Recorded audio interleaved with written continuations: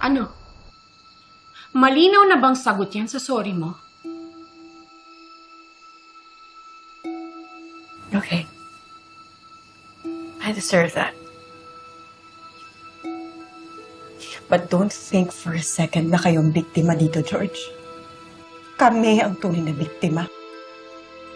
Namatay yung kapatid ko, George. At masisisi mo ba ako? Lahat ng ebidensya nakaturo kay Ward. You did the same thing to Francis. Binakulong mo pa nga siya, di ba? Tingin mo nakalimutan ko na yun, George? Barry.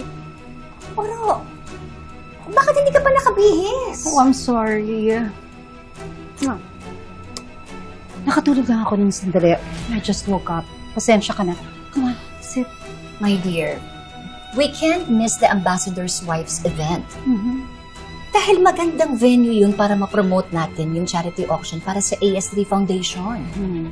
At isa pa, sigurado ako mag-e-enjoy ka doon kasi darating din si Maring Leonor. Yung amiga mo na copycat na palaging iniiwanan ng boyfriend. Just like you. Palagi kang niloloko ni Orly, hindi ba?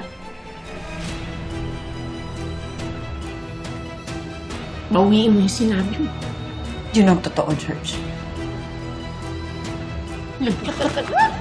Bawiin mo yung sinabi mo!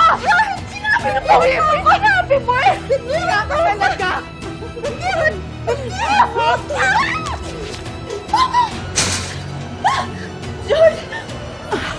George!